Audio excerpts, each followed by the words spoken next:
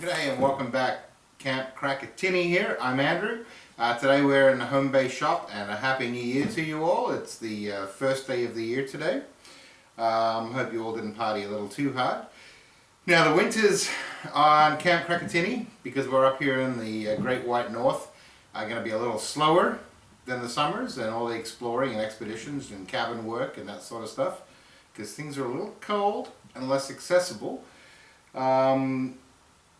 So, throughout the winter, going to be in the shop doing some stuff, and right now, this little project, we are going to be part of setting up the new expedition rig, which is Patience, the blue Land Rover 101, which is on my other channel, and the mechanical stuff on that is all on my other channel. Too many projects, not enough time. TMPNET. So go over there if you want to see that truck and more on what I've done with that truck and doing with it mechanically wise. But this episode, setting up for camping, so we're going to need somewhere to cook some lovely meals. Now, yes, you can just have your normal boring little propane stove, which is great, we have one of them. But I'd like the option of cooking on wood or propane, and I like the idea of cooking on a little bit of a dish. There's a few different names for them, scuttle or whatever. Basically, a big round cooking hot plate like that. I picked this one up off Amazon. It comes with legs, 12-inch, 14-inch tall legs. We're pretty much going to dispose of the legs, and we're going to make a cooking implement or cooking stove slash fire pit to suit my needs. Now the area we have to store it inside the 101 is, we have 20-inch rims on the 101, and the spare tire lays flat in the very back of it. So within that round spare tire we have about 19 inches of width to put some sort of store something in there, and I've decided we're going to store the cooking barbecue pit, whatever you want to call it, in there, and I'm designing my own to how I'd like to cook. So what we're going to start with here today is one of my favorite scrap metal pieces that I love building stuff with is hot water tank. So what we've done up north at Camp Tinny there, we went down to the mall, which is the landfill, and they have a big scrap metal pile. So we went to the mall and searched through the scrap metal pile. We found a 40-gallon hot water tank, which are 18 inches in diameter, and then basically cut the bottom off of that, which we're going to use as, still got to trim it a little bit, we're going to use as the base, so we can build a wood fire in here and cook above that. Then we got off Amazon again this metal grill to keep the fire up off the bottom of this a little bit, let some air get under the fire and have a nice fire to cook on. That's also going to allow us, if we want to cook with gas, say there's a fire ban, which is quite often very common in the summer. I'm also going to get a I'm still trying to find one locally here. I went to Cabela's this morning, they didn't have one. But I'm patient, we've got all winter. A jet boil something mini, I think, which is just a round propane and what's the other gas? Anyway, a couple of different gas choices with that particular one as basically a round heating element, and that can sit on this grill when we're not using wood and then provide heat up. And then we're going to, using the thread on one side here, do the rest of it, which we're going to have a stick sticking up and then make a round mesh grill that this will sit on. It'll be all adjustable, be able to swing out of the way. Let's get going. follow along and we'll put this together. It's going to be a little bit of a heavy fire pit by the end of the day, but it's all going to fit in that spare tire, and it's a 1-ton truck that we're going to put nowhere near its limit. It's going to have a couple of a bed or a couple of beds in the back to sleep in. It's going to carry the cooler, the fire pit, spare tires, spare oils, parts, recovery gear for getting out and about this summer and every summer. So follow along and you'll see how I put this together. This will be elevated off the ground about I think it's 18 inches, and then this grill stuff will be elevated again, so that way I don't have to bend over right down on the ground, have the fire right on the ground. I can cook a little higher up, more comfortable. Let's get it started. First we're going to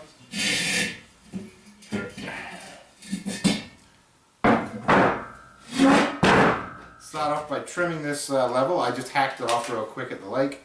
Trim it off to a nice level height, and then we'll make it even lighter again so we don't need all the solid steel. So I'm either going to drill some holes or use the plasma cutter to cut a little seam out or something. We'll see what happens. Let's get it cut.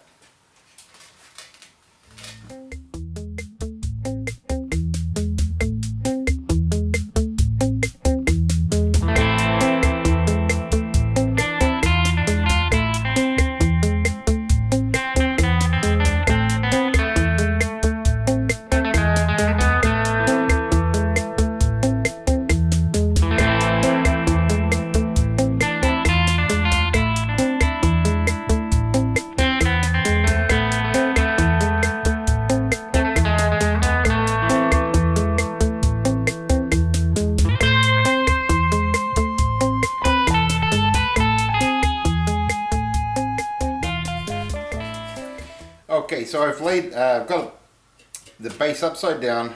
We're going to have 3 legs. I have a similar setup on another fire pit up at Camp Cracker Tinny. I have 4 legs on that one, but this one we're going to do 3 legs. Slightly less unstable, but slightly more stable, that if you get uneven, 3 legs is like a tripod versus 4 legs on uneven ground. So I mean, we can adjust any of this if it doesn't quite work out right. So what we're using for legs is we're basically using steel threaded pipe, using galvanized stuff on everything that's not in direct heat, and basically just a union, I guess a union joint on the bottom there. And I've laid out, I think it's 4 inches in from the side. We did a hole all the way around, basically using a piece of wood with a pen, marked it all the way around. So we have a diameter, even diameter, and then we mathematically figured out where we need the 3 points. Now I'm doing the 2 back legs here, either side of the vertical, which we'll get to later, which will become apparent then to give it more stability on this back side. Which will become more apparent later. The insides of hot water tanks are coated in some sort of, I'm guessing, ceramic style finish. It's quite hard and brittle versus like a flexible paint product. So I think it's coated with some sort of, say, hard brittle ceramic style finish. So probably grinding all this stuff and cutting, which you should do in a ventilated area anyway, or out in the outdoors. But we're going to grind off an area so we can weld these onto that diameter, and then the legs will screw into that, and then on the end of the legs we have caps just to stop this end kind of sticking into the ground, a little more surface area to hold it, and so we'll get them on, and then we can flip it over and continue on with further stuff. Now I am going to remove more metal from the inside of here with some sort of design, but we'll get to that at the end. We'll get the function first, and then we'll get to making it neat and pretty by removing more metal around here with some form of art, maybe. All right.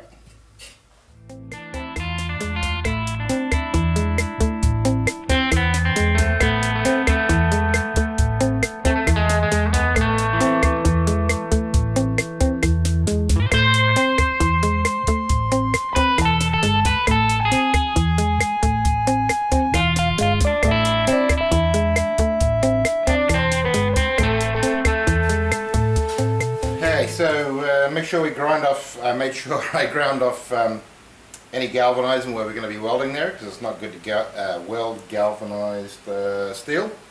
And we're just going to gently put the legs in. We've just tacked it for now to see how well this is going to be. We'll put the legs in, flip it over, and see how it looks.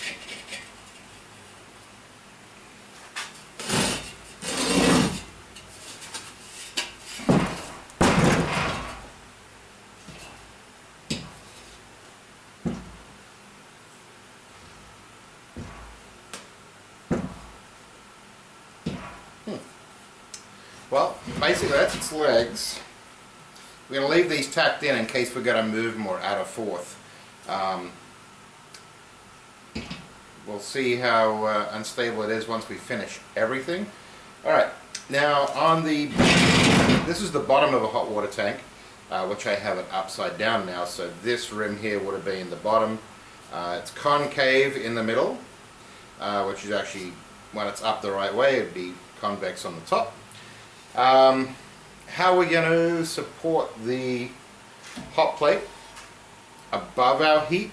Alright, so we've got our fireplace grill.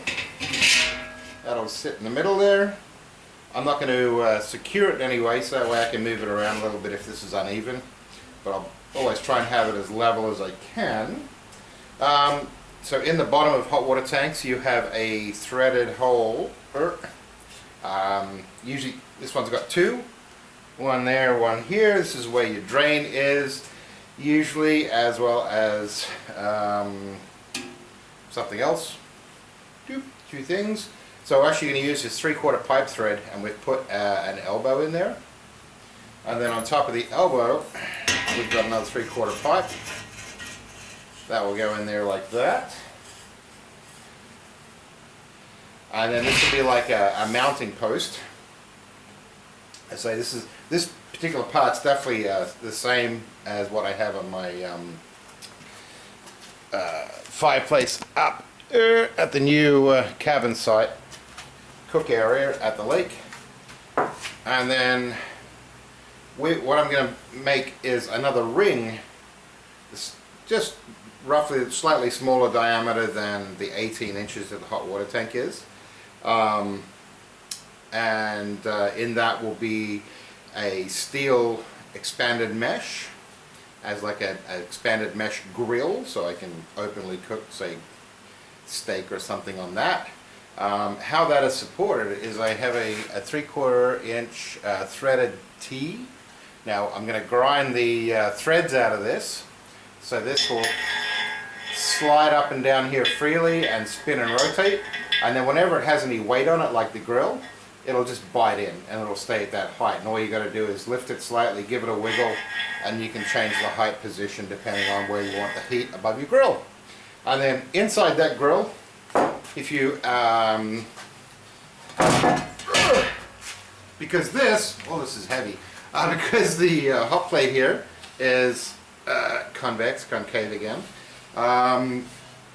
to support this in that up grill, I'll be able to just flip the grill upside down, so that if I have the mesh at one side of that ring, there'll be, if you flip it upside down, there'll be gap, so I'll be able to put this in that, up like that, and then we'll have a hot plate above, either a wood fire or the gas one. Let's go to the next step here.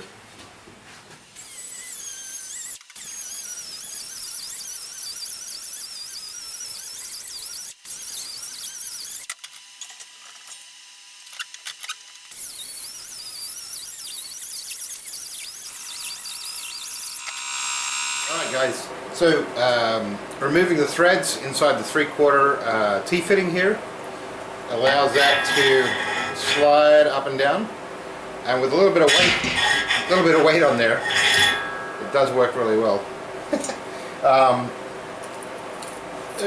got this union here, which will convert it back to 1/2 inch, which that ring will then weld onto the end of this one. So to simulate some of that weight, there we go. Simulating some of that weight of the fire ring, the grill ring on here. as well as then putting the hot plate on top of that, it does grip like that. So there we go. And then when you take the weight off, you can adjust the height. So you want to go lower, you just give it a little lift, loosen it, let it drop where you want it. You can swing the hot plate off if you want. But this is my concern on this one with the 3 legs, is the positioning of the 3 legs for stability. So with that weight, you get off this corner and off the back. So I may actually change the tripod to the other way around, where the single one's at the back here and then the 2 are at the front. But I think that's still going to give me a little bit of instability for doing that. So I may just have to not swing the hot plate around off the stove, because that'll make it tip. It's a work in progress. The other one that I had set up like this at the lake, up at the other camp area, is it's got 4 legs, and it is very stable by swinging the hot plate all the way around, but yet I don't have the big heavy cast dish either. But we'll get working on this. Alright, welcome back campers. Here we are on another day. I have figured out that yes, this will tilt backwards and tip over if we swing the hot plate and the grill around. So to make it more stable, I've gone and picked up another leg. It's another leg. Getting more complicated even though I wanted it simple. We've got one more leg. So how we're going to secure this leg in is I went and picked up a 3/4 to 1/2 inch reducer, and just like we did with this piece here, we're going to get rid of the threads inside. So this tube will just slip in and out of here, and then we'll tap a hole, put a little, use a little bolt, put a little handle on it, and that way I will weld that to here. So we've got an open section.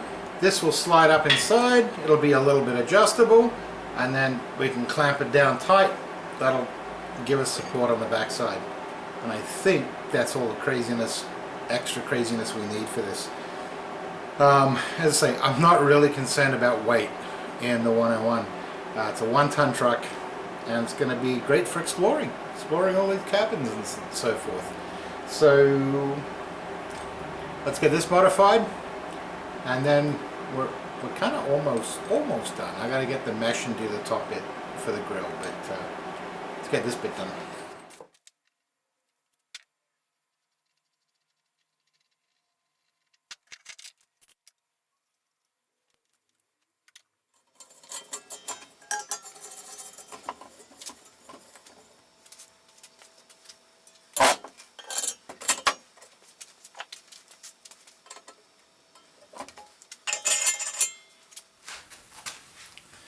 Okay guys, as you see how we just assembled it there. So what we've done on this lower section, pardon me, on this lower section, we drilled and tapped for a little bolt, a 1/4 inch bolt, and then which then holds this leg nice and solid so it won't move or collapse once the weight swings around. And then to tighten that little nut, what we did, we incorporated a 7/16 socket on the far side of that. That way we never lose it. It's always with the saw, always with the cook stove. There we go. And then if need be, I always have a finger lift if I need it there. I don't think this is going to get too hot. If it does, then I don't use it as a finger lift. If so, then I got a nice little finger lift to help wiggle it. Alright.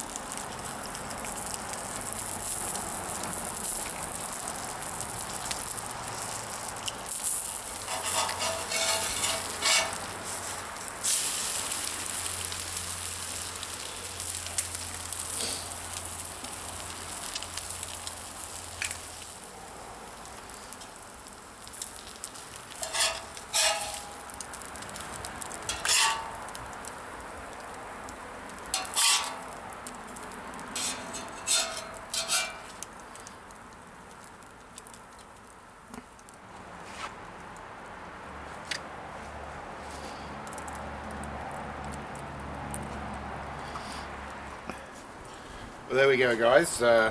Thanks for coming along. Got the first ever bacon and egg sanger off the new barbecue there. All that bacon fat will be nice to start seasoning that grill. Sorry about the noise in the background. We are back in the city, in front of the old 80-inch. We'll get to her one day. Anyway, cheers, enjoy, thanks for coming along, and hope to see that barbecue out on a couple of more trips here in the future in the 101, both on Too Many Projects, Not Enough Time, and Camp Tinny. Alright guys, see you next time. Thank you very much. Mm.